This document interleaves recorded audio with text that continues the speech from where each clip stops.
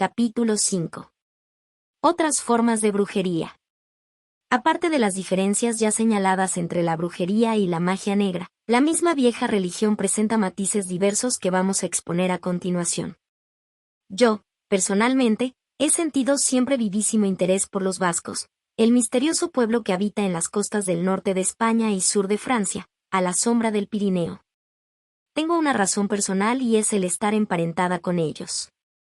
De los relatos familiares he sacado la conclusión de que el área de los Pirineos está y estará siempre a salvo de toda destrucción, sea física o psíquica. También siento gran cariño e interés por los pájaros, y da la casualidad de que los vascos, 300 años antes de Jesucristo, se habían hecho famosos por la exactitud de sus vaticinios al observar el vuelo de las aves. No hay nadie que haya podido explicar exactamente qué son los vascos. Preguntadle a uno residente en España si es español. Después de fulminaros con la mirada contestará rudamente. Y no, yo soy vasco. Así aprenderéis a no repetir esta pregunta y tratar a los vascos con más cuidado. Como combatientes causaron asombro en la Guerra Civil Española, inflexibles, incapaces de admitir la derrota. Su historia es larga, y en ella se revela el sentido mágico que este pueblo atribuye a la vida. Su conversión al cristianismo fue más lenta que en otras regiones. La vieja religión sobrevivió varios siglos junto a la nueva fe. Un edicto real de 1466 da a entender en su texto que en la parte meridional del gobierno de Vizcaya había hombres y mujeres dedicados a las prácticas brujeriles. Se les conocía con los nombres de bruxos y sorguines. El vascuence es una lengua antiquísima que ha conservado su primitiva pureza hasta nuestros días. No le busquéis parecido con el español ni con ninguna otra lengua viva que pueda facilitar su comprensión. Es una lengua flexible, expresiva, con un repertorio muy rico en palabras mágicas. En el siglo XV la región vasca tenía una población muy densa, abundando los brujos, detalle curioso teniendo en cuenta que este país ha sido siempre adicto a la religión católica. Los vascos que yo he conocido han demostrado poseer más vigor y resistencia física que los españoles de otras provincias. El porvenir no les preocupa, no tienen complejo del mañana, y todo lo fían a su fortaleza corporal, su maravillosa intuición, por la que siempre se orientan, y su firmeza de carácter, su obstinación, cualidad esta última que les ha permitido resistir y hacer acopio de energía durante tantos y tan turbulentos periodos que jalonan la historia europea. El País Vasco siempre ha vivido en continua agitación, derramándose tanta sangre en su suelo como en territorio enemigo. Las discordias internas en este país constituyen una versión a la española de la vendetta o táctica siciliana. En medio de estas turbulencias, los magos podían operar libremente, sin tanto sigilo como sus colegas de otras naciones, pues allí donde la violencia es un fenómeno habitual, llega un momento en que la autoridad se ve desbordada y ya no interviene. Menos aún tratándose de cuestiones que afectan al orden sobrenatural. La Iglesia, como tal, casi no ejerce ninguna jurisdicción sobre los vascos, cuyo catolicismo es marcadamente individualista y ha sido motivo de escándalo para otros cristianos de ortodoxia más pura. Un caso parecido tenemos en Haití, cuya religión oficial es también la católica. La presencia del crucifijo en un templo, vudú, no tiene ningún significado blasfemo, aunque a su alrededor se verifiquen ceremonias paganas. Merece también destacarse el hecho, y esto es una observación muy personal, de que son bastantes los países católicos donde la brujería ha pasado por circunstancia verdaderamente dramática sin que haya mermado un ápice la influencia ejercida sobre la comunidad. Como demostración de ese catolicismo tan especial y esa tenacidad de carácter que distingue a los vascongados, citaremos el precedente sentado por un ilustre prelado español, al declarar hace 3 siglos que los habitantes de Vizcaya no aceptarían ningún sacerdote a menos que tuviera una concubina. Temían que cualquier sacerdote, a falta de mujer propia, fijara su atención en las damas de su ámbito pastoral. A los vascos nadie podía quitarles de la cabeza que un cura antes, que nada es hombre y como tal sensible a las apetencias carnales. En el siglo XV a que me refiero, los vizcaínos se negaron rotundamente a admitir sacerdotes, a excepción de un paisano suyo que por lo visto accedió al requisito anterior. Lo pusieron al frente de una parroquia, y aquella localidad se distinguió siempre por su libertad sexual, no menos que por sus prácticas de la magia. Hacia el año 1500 los inquisidores habían llegado a extremos increíbles en sus campañas aterrorizadoras, pero Vizcaya siguió adelante con las prácticas brujeriles. Las reuniones de los brujos recibían el nombre de conciliábulos, y el lugar escogido era una cueva en las montañas de Amboto. Esta cueva es conocida en el folclore del país como la Casa de la Dama. Dicha dama era considerada patrona de los brujos, tratándosela siempre con profundo respeto. Algunos brujos vizcaínos fueron llevados a rastras ante los inquisidores, pagando su delito de herejía con la última pena, mas no por eso desapareció el culto mágico. La mayoría de los creyentes siguió asistiendo a los conciliábulos y comunicándose con la dama de la cueva. De todos los procesos contra brujos, el más famoso tuvo lugar en 1500, coincidiendo con la aparición del Grimorio 24 Malies Maleficarum. Muchos teólogos, aunque no creyesen que las brujas volaban montadas en escobas, sí estaban seguros de la eficacia de sus maleficios. En una cosa se equivocaban, y era al llamar heréticas a estas fórmulas o conjuros, o tomarlas por obras del demonio. Fueron muchas las brujas condenadas a morir en la hoguera. Otro proceso, dirigido en 1570 por el inquisidor general de Calahorra, costó la vida a 30 brujas y desencadenó una oleada de terror en Navarra, donde se encargó a 2 muchachitas la misión de detectar brujos. El inquisidor local creía que un par de niñas inocentes podían descubrirlos con solo examinar el ojo izquierdo a cada persona que creían sospechosa. Por este procedimiento aplicado en toda Navarra, las niñas hicieron más de 100 denuncias. Una investigación similar se llevó a cabo el año 1525 en las comarcas de Ituren y Zubieta, aunque no fueron tan drásticos los resultados. De 400 personas que voluntariamente se presentaron, solo 12 fueron acusadas de brujería, previa inspección. De ellas, 11 constituían una familia entera de brujos y la otra era una trabajadora solitaria, llamada María de Ituren. Se había hecho famosa por sus brebajes afrodisíacos. Se la acusaba de vida licenciosa y de organizar bacanales con los congregantes de su sección. Cuando leo los informes sobre estos casos, yo me pregunto, ¿el hecho de ser acusadas 12 personas en una redada de 400 no representa un sacrificio voluntario por parte de estos brujos, a fin de que pudieran marcharse los otros y continuar su labor? El inquisidor local, un tal Avellaneda, juró una vez que en cierta ocasión había visto unas brujas volando, lo cual llenó de confusión hasta a sus mismos colegas del Santo Oficio. Acusaba a los brujos que detenía de no profesar la fe cristiana, según ellos mismos habían declarado y reconocido. Estas declaraciones bastaban para iniciar el proceso. Naturalmente, si a un brujo le preguntan, ¿es usted cristiano?, no puede hacer otra cosa que negarlo, lo mismo que un cristiano negaría las creencias de los brujos. Claro que a la larga, el entusiasmo de Avellaneda no podía hacer más que favorecerlos. Así en 1529, habiéndose reunido el Tribunal de la Inquisición para decidir si era verdad, en efecto, que las brujas volaban, el resultado de la votación fue el siguiente: 6 de sus miembros dijeron que sí, 6 que no, y el restante se abstuvo, indeciso, habiéndose establecido así el beneficio de la duda, que tendría validez durante siglos enteros. La controversia entre los miembros de la Inquisición fue el comienzo de una batalla entre los intransigentes, partidarios de penas severísimas, y los moderados, contrarios a la admisión de acusaciones en masa. Bien pronto los inquisidores pasaron su jurisdicción a los jueces civiles, los cuales hacían también por cuenta suya la caza de brujas, sirviéndose de este procedimiento para perseguir a sus enemigos personales. Una anciana de 80 años, Gracia Martínez de Urdiain, fue encarcelada y condenada después a destierro. María Miguel de Orexa, de 26 años, fue encarcelada en 1595 al declarar el denunciante que la abuela de esta joven, en su lecho de muerte, había iniciado a su nieta en las artes de brujería, y desde entonces asistía regularmente a las reuniones de los abbats. Estos casos son de interés para los aprendices de brujería amantes de la investigación, sobre todo si tienen algún conocimiento de la lengua española.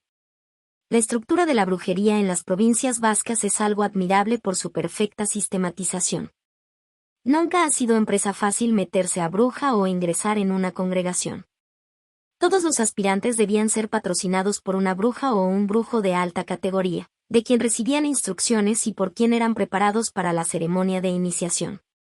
Habíanse establecido distintos grados con la aquiescencia de todas las congregaciones locales. Se permitía la asistencia de niños a los sabbats bajo la custodia de un miembro iniciado.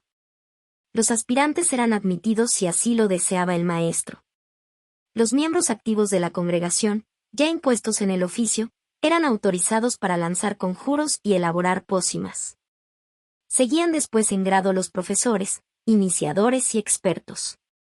Por último, en la cima de la organización figuraban los altos dirigentes de la brujería, preferentemente los que la practicaban por herencia familiar y aquellos cuyos hijos mostrasen predisposición para seguir estas tradiciones.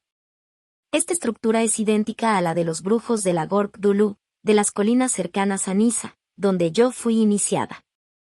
Me gustaría que este tipo de organización arraigase también en los Estados Unidos. Yo soy opuesta a la facilidad con que se permite la iniciación de muchos brujos modernos. Si la brujería ha resistido los embates de tantas persecuciones, lo debe más que nada a la cuidadosa selección de sus miembros. Hay sitio de sobra para los seguidores de la brujería, como lo ha habido en la Iglesia para los millones que profesan la fe católica. Pero el que está interesado por el catolicismo no va a practicarlo en el Vaticano, y la elección de cardenales y papas está supeditada a una forma especial y muy minuciosa de investigación. Hasta en los clubs de alta sociedad no ingresa nadie si no es avalado por otros socios, aunque sus fines sean solo recreativos. Por consiguiente, importa mucho más esa selección si los fines de que se trata son los propios de una entidad religiosa, secreta o no. Las circunstancias que estamos atravesando no nos permiten revelarnos tal como somos. Ha de pasar mucho tiempo, me temo, para que podamos actuar a plena luz del día. Este sigilo es una tradición que arranca de tiempos remotos, y es nuestra mayor garantía contra posibles abusos y atropellos, como los que tuvieron por escenario la costa occidental. No digo que estos hechos ocurran. Espero que no, mas nunca dejan de ser posibles. Si nosotros permanecemos ocultos no es por temor a la magia negra y sus asociados, sino porque a veces, guardar para nosotros lo que tenemos es preferible no hacer ostentación de una filosofía en un mundo no preparado para recibirla. Es deplorable que nos crean a nosotros en connivencia con las sociedades secretas, aunque algunas veces me pongo en el lugar de cualquier antepasado mío, como Lady Barbara Castlemaine, quien hubo de reconocer que pertenecía al movimiento clandestino de su tiempo para poder sobrevivir y continuar su labor. Esto ocurrió en el siglo XVII. ¿Habría yo hecho igual? Seguro que sí, pero habría sido negando mi propio carácter extrovertido, contrario a guardar secretos por la sencilla razón de que si algo se oculta, ha de ser algo malo. Por lo demás, nacida bajo el signo Escorpión, soy fiel depositaria de cuántos secretos se me confían. Como el sentir comunitariamente es requisito esencial en los ritos y en la labor psíquica de toda bruja, hay que poner el máximo cuidado en la elección de los miembros del grupo y recabar el consentimiento unánime de todos los congregados. Ya sabemos lo conveniente que es una información personal en los negocios de la vida diaria. Mucho más ha de serlo para participar en un rito comunitario que se practica en beneficio, no solo de todos sino también de cada uno de los miembros individualmente considerado. Si lo que priva es el interés personal, entonces se viene abajo todo el sistema de ritos y meditaciones. Lo sé por experiencia. Los que son iniciados sin previa selección, sin una instrucción preliminar, son individuos aquejados de algún defecto psíquico, que en vez de acudir a un especialista lo hacen a un brujo, creyéndose de esta forma capaces de hacer prodigios y hasta de dar consejos a otros. Tengo docenas de cartas cuyos remitentes rellenan a mano 2 o 3 hojas, queriendo informarme de sus problemas. No he conocido la dicha en toda mi vida. Creo que pesa sobre mí una maldición, pues todo me sale mal. Por eso he decidido meterme a bruja, a ver si puedo echar maldiciones sobre otras personas. Soy una ninfómana y tengo entendido que las brujas celebran orgías sexuales. Creo que esta es mi oportunidad para ser feliz. Yo quiero amar a una bruja. Sírvase mandar detalles del grupo más próximo, a fin de asociarme. Estoy resuelta a hacerme bruja, porque sé lo atractiva que soy a los hombres. Tengo un marido bueno, pero soso. Por eso creo que un brujo sería el amigo ideal. Hay hombres que escriben en términos semejantes, pensando en general que una iniciación inmediata en los ritos les va a dar una especie de llave para una nueva especie de club, donde tiene cabida la experiencia sexual, con las solemnidades de una sociedad secreta que puedan servirles de pantalla o justificación. ¿Cómo es que hay tantas personas solitarias en el mundo? Se debe en gran parte a su manera de ser, distante de lo normal. Es triste el hecho de que estas personas se sientan atraídas por muchas y diferentes religiones, pues ya han buscado cuanto hay que buscar y siguen sintiéndose frustradas. Conviene saber ante todo que la vieja religión no es un refugio de inadaptados. Tampoco un sustitutivo del esfuerzo que todo ser humano debe desplegar de por sí. Yerran quienes creen que para ser brujos hay que lanzarse a una ciega aventura espiritual, la de las drogas. La iniciación a la brujería para esta clase de gente sería un peligro, para ellos y para todos los asociados. Todas las sociedades secretas han de descansar en la lealtad y en la honradez de sus afiliados, pues sus secretos no deben ser revelados al mundo exterior.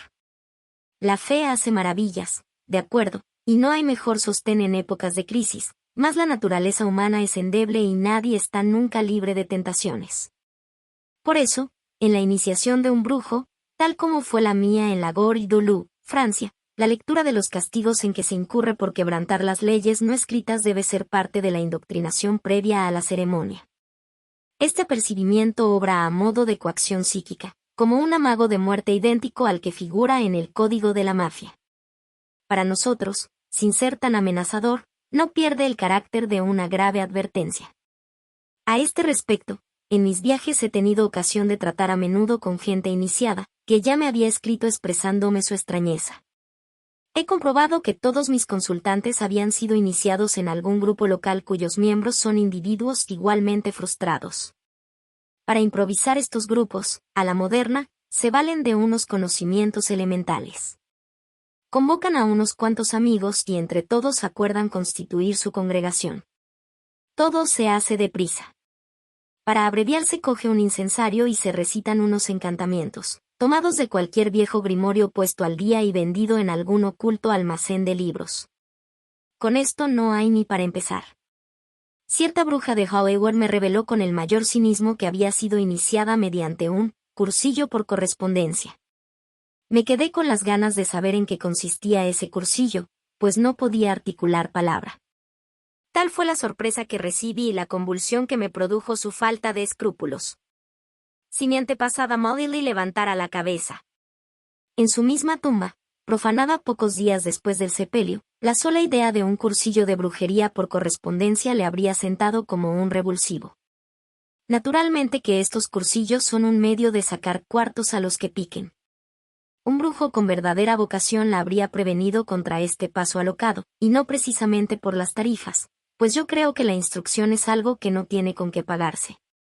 Creo también, de todas formas, que la enseñanza al viejo estilo, gurú, está llamada a desaparecer, con un sistema tradicional de reunirse los discípulos en torno a la bruja. Este sistema será sustituido por otro más expeditivo, cual es el de los cursillos por correspondencia. 3 lecciones escritas y la entrega solemne de un título una vez aprendidas. Alguna vez me han tachado de mercenaria. Confieso que la necesidad me ha convertido en una buena mujer de negocios. Ahora bien, lo que nunca se me hubiera ocurrido, por lucrativo que fuera, es montar cursillos por correspondencia de brujería. Quien inventó el sistema sería un genio de la pedagogía moderna, no lo dudo, pero yo soy una modesta bruja chapada a la antigua, y así es como entiendo la vieja religión.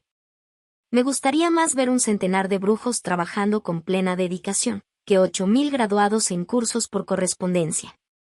Además, abarcando la brujería el manejo de fuerzas psíquicas exteriores, es sumamente peligroso invocar estas fuerzas si en el grupo no existe alguien con pleno dominio de los procedimientos rituales. Conozco muchas brujas del País Vasco, unas de origen español, otras de origen francés. Por supuesto que ninguna de ellas conoce los cursos por correspondencia, ni en magia ni en nada. En los Estados Unidos rige la máxima del hágalo usted mismo, aplicada a todos los géneros de enseñanza. Un buen ejemplo nos lo proporciona el curso de O'Carnegie de magia moderna ritualizada. Por suerte para el futuro de la magia blanca, los brujos vascos están a una distancia muy remota de los tiempos actuales, y esto no deja de tener sus ventajas. La costa vasca francesa, mucho más que la vecina costa española y otros sectores, estuvo siempre bajo el dominio de brujos célebres. Un magistrado, de nombre Pierre de Lancre, fue el encargado de llevar a todos los brujos ante los tribunales, poniendo en esta misión un celo y un entusiasmo que hubieran envidiado los primeros inquisidores del país limítrofe. El motivo que se ocultaba en el fondo era un odio general contra todos los vascos. Hubo una serie de procesos de 1576 a 1605, pero con ellos no se logró que decreciera la fe del pueblo en la vieja religión. En 1609, por circunstancias difíciles de explicar, prodújose una explosión de pánico en la costa vasca francesa. Varios sectores influyentes de la población presionaron para que los hechiceros compareciesen de nuevo ante los tribunales. Fue entonces cuando se hizo cargo de estas funciones Pierre de Lancre, quien ya conocía las causas seguidas anteriormente. Aunque ignoraba por completo el idioma vascuence, supo infundir en las mentes de todos un terror y una angustia jamás conocidos. El odio puede desencadenar oleadas de violencia. Cuando es alentado desde el poder, diríase que es el demonio en persona quien gobierna. Los inquisidores habían escogido 2 niñas para que les ayudaran en sus cacerías de brujos, creyendo muy equivocadamente que los pensamientos infantiles son puros, lo mismo que sus actos, por todo lo cual merecen ser creídos. Pierre de Lancre convocó alrededor suyo a centenares de niños, estimulándolos a participar en la caza de brujos. No hay mal que por bien no venga, porque este régimen de terror y los procesos a que dio lugar, perfectamente documentados, nos han proporcionado las actas judiciales, y por ellas hemos podido reconstruir la estructura de la brujería como sociedad secreta emergente. Estos documentos constituyen una materia de estudio muy sugestiva para las nuevas generaciones. Así nos encontramos con una sociedad secreta organizada según el modelo monárquico, con una corte de tipo francés, sus grados y sus jerarquías. Esta era su estructura básica, pero de Lancre contribuyó a que los brujos se impusieran todo un sistema eclesiástico, apareciendo en las actas la descripción de unas ceremonias muy semejantes a las de la liturgia católica. El acta habla de música, altares, templos y decoraciones, y por supuesto, también de demonios, pues ninguna acusación contra los brujos sería completa sin ellos. Pierre de Lancre, lo mismo que odiaba a los vascos, sentía repugnancia por las mujeres y los sacerdotes. Cualquier psiquiatra moderno descubriría en él los síntomas de una enfermedad maniática, con unos accesos de furia que descargaba siempre sobre los hechiceros. Esa era la válvula de escape ideal para su odio y sus emociones personales, pues la brujería es una institución matriarcal. Extraña sobremanera ver que una persecución como esta, guiada por un anhelo terrible de venganza, sea obra de un hombre de leyes, que odiaba la religión más que nada en el mundo. Las persecuciones de la Inquisición son más fáciles de comprender, pues cada inquisidor creía firmemente que estaba salvando un alma de la condenación. No era esta la motivación de Lancre. No hay duda que este hombre dejó correr demasiado su imaginación al describir las ceremonias aquellas, y que quería sustituir en ellas su imagen particular del demonio por la de Cristo. Todos los males que él sentía en su interior quería pasarlos a alguna secta odiada, y lo más fácil era pasarlos a la brujería. Las actas de Lancre presentan una imagen de la hechicería que hoy prevalece en el mundo. Si viviera en nuestra época por virtud de la reencarnación, seguro que Lancre se haría famoso escribiendo relatos de brujas a cual más fascinante, con un poquito de verdad en ellos, que les daría un tinte de autenticidad, pero adornando el resto con una buena dosis de imaginación. Desde los tiempos medievales hasta el siglo XVN, los hechiceros vascos han tenido que vivir como otros muchos, en el esquema de su sociedad secreta particular, con un mundo exterior dispuesto a acosarlos de cuantas calamidades sobrevenían. Todo brujo sabe muy bien por experiencia que la sociedad, a veces tan maniática como el propio Lancre, rara vez quiere echarse la culpa de los males que ella misma provoca, y siempre encuentran quienes hagan el papel de chivo expiatorio. Y al mismo tiempo, esta misma sociedad que arroja la piedra y esconde la mano, se arroga unos méritos y virtudes que ceden la humana capacidad. Como la brujería no tiene ninguna relación con el cristianismo, es natural que la religión dominante la vea como una presa fácil, sobre todo para quienes creen que una religión distinta debe ser considerada como enemiga. Conozco muchos descendientes de los primitivos vascos, tanto españoles como franceses, que conocen la vieja historia de su país, y de un modo especial la historia de su magia según propia versión. Que prevalece la brujería, eso está fuera de duda, lo mismo que su efectividad. Los brujos del País Vasco francés y español han vuelto a sus prácticas, más o menos ocultas. Los de Vizcaya suelen reunirse en una cueva. Allí, miran con aprensión las cuevas que no han servido de escenarios a estas reuniones, siendo muy pocos los que se aventuran en ellas. En el País Vasco pervive una hermosa leyenda. Yo creo que todas las leyendas están basadas en hechos verídicos que se han deformado con el tiempo. Los vizcaínos hablan de una diosa que vive en las montañas, de extraordinaria belleza.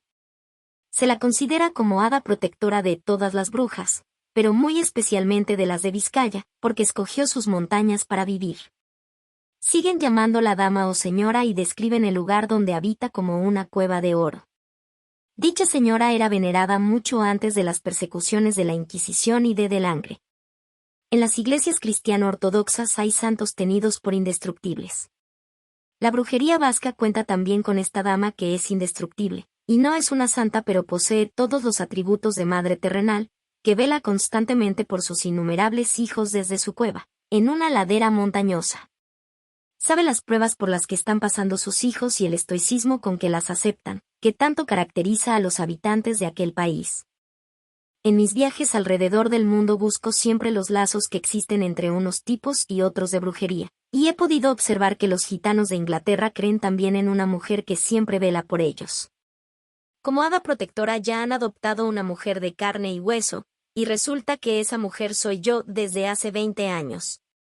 Me conocían por la señora, cuando vivía en New Forest, y siguen llamándome así cuando yo vuelvo en mis visitas anuales. He visitado, y hasta vivido, en países donde la fe católica está muy arraigada. Parece que los católicos, aunque por una parte denuncian a los brujos, por otra demuestran poseer un conocimiento profundo de la brujería. De ella hablan muchos teólogos con alto grado de erudición, y a veces con un conocimiento superior al de algunos especialistas. No acabo de comprender cómo el vudú persiste en algunos países católicos. Le pasa lo que a otros cultos misteriosos cuyas prácticas son mal interpretadas en muy amplia medida. Haití, en las Antillas, es el santuario natural de esta religión politeísta, la religión wicca es monoteísta.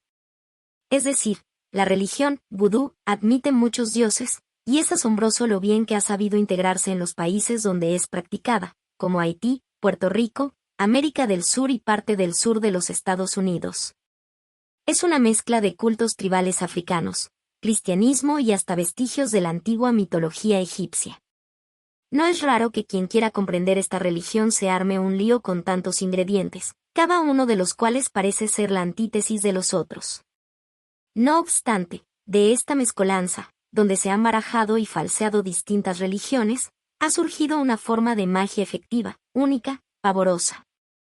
Haití, cuya capital es Puerto Príncipe, fue colonizada por los franceses y el catolicismo es su religión oficial, exactamente igual que en otros países colonizados con religioso fervor. Sin embargo, subsiste la religión buduista todo el país, incluida la capital. Sus adeptos adoran un dios serpentiforme, Dambaya o Edo, ya conocido a África mucho antes de que llegaran a aquel continente los traficantes negreros. En la Luisiana, también colonizada por los franceses, se adora a un dios, Papa, a una diosa, Mame, y a una serpiente descomunal. En muchas partes se rinde culto a la muerte igual que a la vida. La muerte tiene un guardián adorado por los buduistas y conocido por Papa Legba. También se venera a un sanguinario guerrero, llamado Oba Ombadagris. A ambos se les adora en pie de igualdad con el hermano Jesús y la Virgen María. Muñecas, vudú, imágenes de santos y flores se mezclan en una atmósfera de incienso, sudor y tensión, dándose la incongruencia de que en los altares, varios crucifijos descansan sobre el ar esperando que los sacerdotes y sacerdotisas de esta religión los empleen en sus actos litúrgicos. William Seabrook, ocultista y antropólogo norteamericano, es uno de los primeros hombres blancos que acometieron seriamente la investigación del vudú. Publicó un libro titulado The Magic Island, cuyo contenido pone en guardia al lector contra ese doble significado. El autor dice: El vudú no es una sociedad secreta en el mismo sentido que es secreto el culto de la francmasonería y el de los Rosacruces. Es una religión, y es secreta lo mismo que era secreto el cristianismo en las catacumbas, por miedo a la persecución.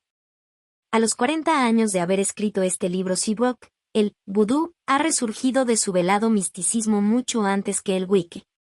Sin embargo, aunque gran parte de las ceremonias buduistas son celebradas en plena calle, como una atracción para los turistas, aún queda una parte secreta del vudú excluida de toda exhibición pública. Esta es la clase de vudú oficiado personalmente por Papa Duvalier, el dictador de Haití. En los años 70, las fuerzas tenebrosas del Culte des Morts están desplegando una actividad sin precedentes. Oficialmente no hay sacrificios humanos, pero sí se practica la nigromancia y se emplean cadáveres humanos, como los romanos empleaban los animales muertos para predecir el futuro, examinando las entrañas de bueyes, cabras, cerdos, etc., después de sacrificarlos. Un culto similar se estaba propagando en África cuando el Mau Mau desarrollaba su intensa campaña de terror. El Mau Mau, según nuestros informes, motivó el primer éxodo de hombres blancos en África, señalando el principio de la descolonización. Un estudiante de medicina en la Universidad londinense me ha hablado acerca del culto a los muertos, más como aún tiene familia en Jeremie, Haití, prefiere conservar el anónimo. Dice que siendo un muchacho, su abuela le introdujo en el culto. Ella era la encargada de un sector en Massif de la Hat. Este culto a los muertos es muy semejante al espiritismo de Puerto Rico, y algo también al espiritismo occidental. Reunidos los creyentes, cae uno de ellos en trance y a través de este medium se escuchan voces distintas. Antes eran frecuentes las sesiones para impetrar la curación de un enfermo, pero aquí cesa la semejanza con otros cultos. Los grupos más numerosos están fraccionados en secciones, y en todas ellas se celebran reuniones para escuchar la palabra de Papa Nebo, el padre de la muerte. Espíritu tutelar de los cementerios y soberano de los zombis, ya veremos en qué consiste esta palabra, es el grotesco varón Semadi. Le representan en forma de espantapájaros, es decir, una cruz de madera a la que colocan chaqueta y sombrero. A esta macabra figura es a la que acuden cuando tienen necesidad de un cadáver. Hay grupos del culto a los muertos a quienes no importa la presencia turística, pero son pocos los forasteros asistentes a reuniones secretas cuando se invoca al varón Semadi. La encarnación local de Papa Nebo y 2 acompañantes van por la noche a un cementerio apartado, llevando consigo cuanto es menester para el culto: azadones, 3 velas, bálsamo, hojas de acacia y diferentes clases de raíces y hierbas. Así llegan a la fosa sobre la cual se yergue una cruz, que visten con los atuendos simbólicos del varón Semadi. Acto seguido encienden las 3 velas al pie de la cruz. Los 3 reunidos se arrodillan y golpeando 2 piedras invocan al varón Semadi, a quien el estudiante de Londres describe como un negro alto, de luenga barba blanca y las órbitas de los ojos vacías. Se manifiesta con un ligero temblor del sombrero y la chaqueta en la cruz. Los 3 se ponen a rezar y prometen al varón muchas cosas, haciéndole entregas simbólicas de raíces y hierbas con la esperanza de que el varón disfrute un sueño tranquilo. Al cesar el movimiento de ropa y sombrero, se inicia la macabra faena de exhumar al cadáver. Una vez extraído de la fosa es interrogado por el sujeto que encarna a Papa Nebo. Pregunté si el cadáver sería reintegrado a la tumba, mas la respuesta se hizo esperar. Parece que, a cambio de ciertas concesiones, el cuerpo del difunto es autorizado a caminar algún tiempo sobre la tierra, como un zombi resucitado, para cumplir la voluntad de Papa Nebo y sus seguidores. Haití sigue siendo un reducto de la magia negra. Mucha gente asegura que el actual dictador es quien encarna a Papa Nebo. Sea cierto o no que las atrocidades de la magia negra hayan sido inspiradas en las altas esferas, es innegable que Haití está viviendo bajo el imperio del terror. En tales circunstancias no hay nadie que se atreva a inquirir ni a investigar. Ya he dicho que existen analogías entre el culto haitiano a los muertos y el de las sectas espiritistas puertorriqueñas. En la primavera de 1970, allá en Dome en San Juan, asistí a lo que me pareció una animada reunión de gente alegre y extrovertida. Todo cambió al recaer la conversación sobre el tema espiritista, tomado muy en serio por la concurrencia. Fue entonces cuando me informé acerca de un rito purificador, aprendido en Haití por un joven y apuesto artista de la televisión. Consistía en fumar un cigarrillo metiendo en la boca la punta encendida. El fumador de este cigarrillo debe estar junto al cuerpo de la persona que se desea purificar, lo cual se hace expeliendo sobre él, intermitentemente, el humo de cada chupada.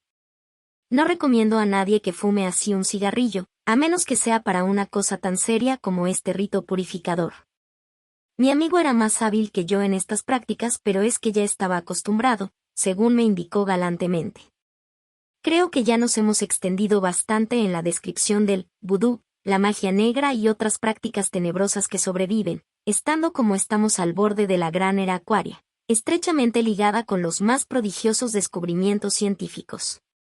A título de curiosidad reproducimos un artículo publicado en The Southern Echo, Inglaterra, el 3 de agosto de 1970. Crimen y suicidio. La magia negra obsesiona a Inglaterra.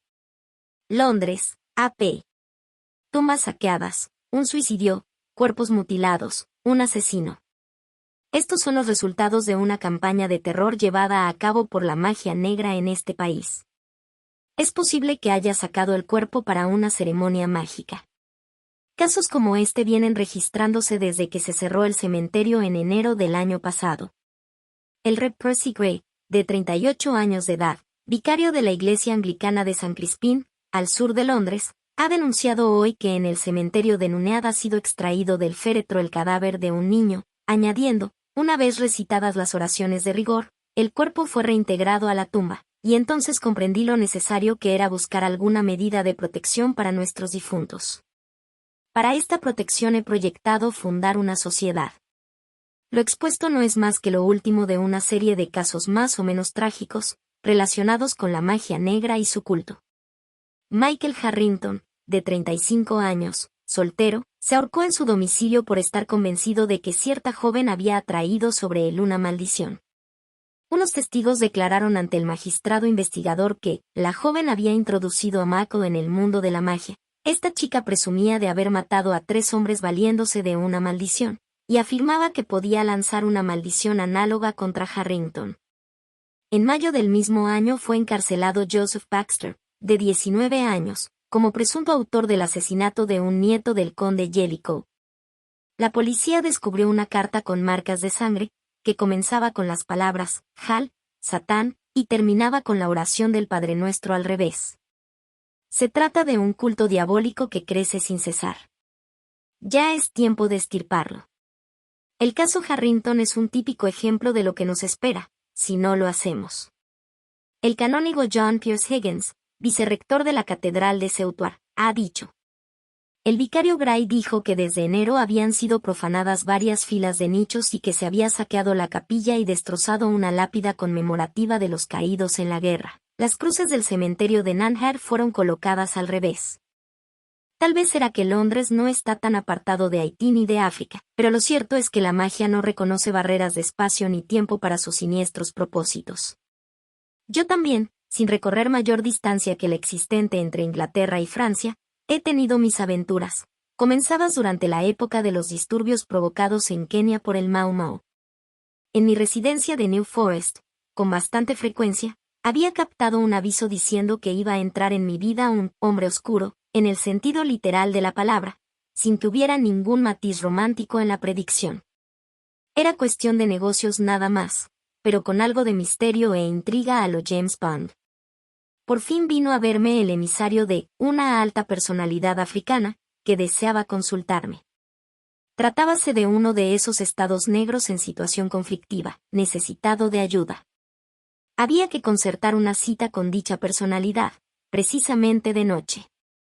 Coincidiendo con él y también en ocasiones sucesivas, vendrían otros personajes del mismo rango o categoría. Aquí el mayor obstáculo con que tropezarían los misteriosos visitantes sería el de localizar mi residencia, situada en una villa remota de unos cuantos millares de almas, Berley, en pleno corazón del New Forest, y solo accesible por unos caminos estrechos y tortuosos. Mi mayor inquietud no era que viesen un visitante extraño en mi casa, sino que allí tuviéramos que organizar una expedición en su búsqueda. Entonces era muy fácil extraviarse en New Forest, hasta que se trazó una gran carretera, a fin de que la gente pudiera trasladarse muy pronto de Londres a las comarcas del oeste. Antes de hacerse la nueva carretera, los viajeros solían detenerse en New Forest para admirar sus magníficos panoramas. No hacían más que eso, pararse y mirar.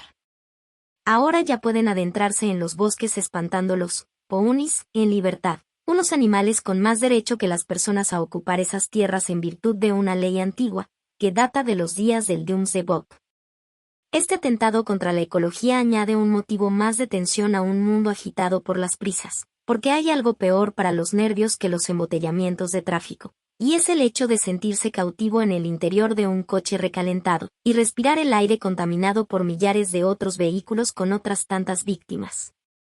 El caso es que los visitantes africanos llegaron a mi puerta sin novedad y nos pusimos a hablar detrás de unos cortinajes negros, a media luz, sin mencionar ningún nombre. Realmente lo que querían era averiguar el futuro, saber si serían estables los nuevos regímenes en los cuales esperaban participar. A mí se me planteaba un problema angustioso, porque detesto ser portadora de malas nuevas. Más de uno de mis visitantes nocturnos estaba predestinado a morir violentamente o ingresar en la cárcel, lo cual en muchos países de África es peor que morir.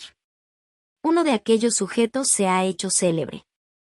Recuerdo que llevaba colgando del cuello una piedra parlante, y su horóscopo era sumamente prometedor. Todavía sigo con interés su vida política en el África Occidental. Esta visión del futuro le había complacido en alto grado.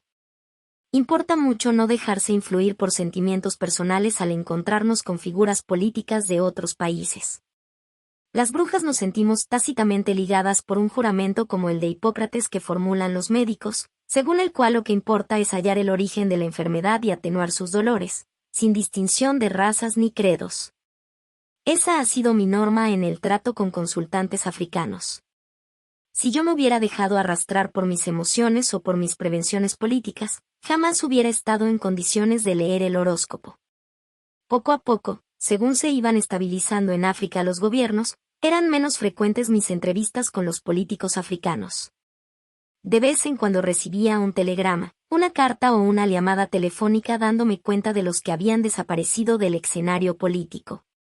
Era corriente que me preguntasen si había algún enemigo a la vista. Esta clase de preguntas reviste un aspecto psicológico de lo más sugestivo. A los gobernantes europeos les gusta saber quiénes son sus amigos.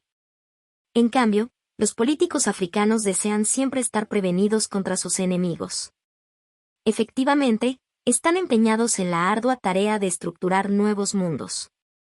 Todos aportan ideas tendentes a mejorar esas estructuras, mas las motivaciones no son siempre las mismas. De ahí viene el conflicto.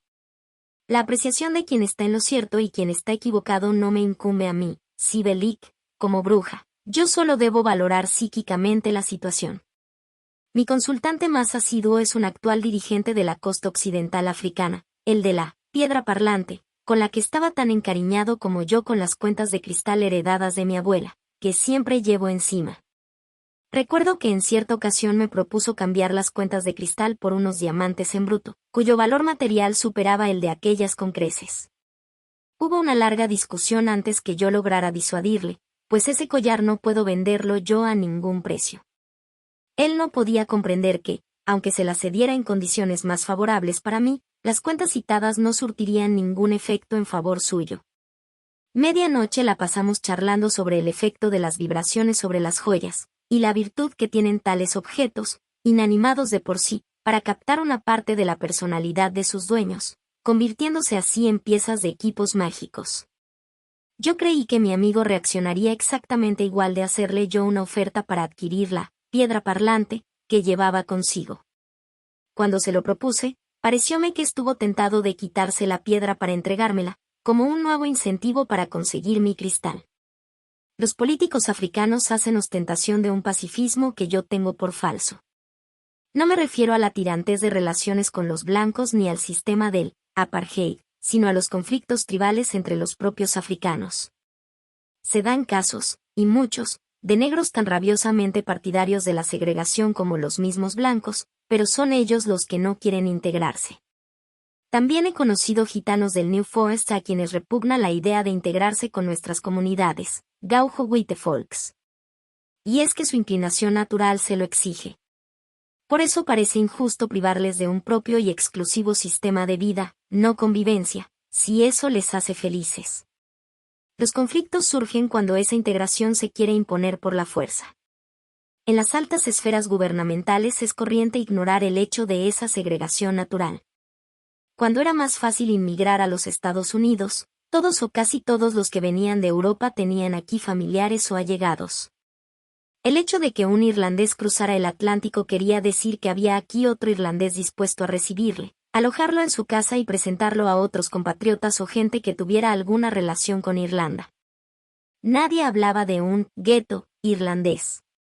Cuando los blancos abandonaron su tierra nativa para fundirse con otros pueblos y otras culturas, formaron pequeñas comunidades en áreas determinadas, especialmente al sur de Francia y en algunos sectores de Nueva York, San Francisco y Los Ángeles, conservando su identidad como rusos después de haber adquirido carta de otra ciudadanía. Los guetos, según parece, son inventos de gente que quiere sembrar malentendidos en las mentes de otros. África debe depender de su propia población negra si quiere identificarse consigo misma, con sus tribus, con su posición geográfica. Los visitantes de otras razas sabrán dónde establecerse, se identificarán unos a otros, con el tiempo habrán adquirido una posición semejante a la de los irlandeses que vienen a los Estados Unidos. Mis relaciones con África no se han debilitado, pese a mi larga ausencia de aquellas latitudes. Recibo de allí una copiosa correspondencia a nombre siempre de Mrs. Witch, y según me han dicho, mis libros se venden muy bien en los países africanos. No es que los nativos estén pendientes de los libros de Sable Leak, como para ir corriendo cada vez que salen y comprarlos en la librería del Kroll más próximo. La mejor propaganda que tienen mis obras es su difusión oral. La idea de una mujer blanca doctora en brujería ha apasionado siempre a muchos nativos africanos, lo mismo que la figura del dios blanco atrae a los indios de Sudamérica. Tengo entendido también que mis artículos hallan una excelente acogida entre los oyentes de las emisoras de radio del continente negro. Pero eso no es todo. Mi talismán había predicho la llegada de una importante misión comercial africana a Houston, donde yo vivo en esta década de los 70. La procedencia y fines de aquella misión ocultábanse bajo el velo de los secretos oficiales. Se ignoraba hasta la fecha en que venía, de modo que ni siquiera se había nombrado, como es costumbre en estas grandes ocasiones, el Comité de Relaciones Públicas encargado de recibir a aquellos señores. La única persona enterada de todo era yo. Mi hijo Steven acudió a saludarles en nombre mío. Con la ayuda de un simpático amigo alemán, muy conocido y apreciado en los círculos africanos, se puso en contacto con los miembros de la delegación, los cuales correspondieron amablemente a sus atenciones y les invitaron a visitar su país. Componían aquella misión 32 miembros, con su típica indumentaria de vistoso colorido. De ella formaba parte nada menos que el presidente del Camerún. Lo que voy a decir tardará mucho en saberse, al menos de un modo oficial, y es que entre el gobierno del Camerún y un famoso consorcio norteamericano se va a negociar un importante contrato petrolífero. Mi piedra parlante, en este caso mi aderezo de cristal, es de un valor realmente inapreciable. Es una sensación extraordinaria la que se experimenta al adivinar estos acontecimientos, a escala mundial, pensando que, al cabo de unos meses, tal o cual periodista dará a conocer lo mismo que yo había previsto, que el Camerún está negociando un tratado secreto con los Estados Unidos, y que este tratado es petrolífero. En nuestro arte hay lugar para todos, insisto en ello, siempre y cuando nuestros poderes sean aprovechados en bien de la humanidad.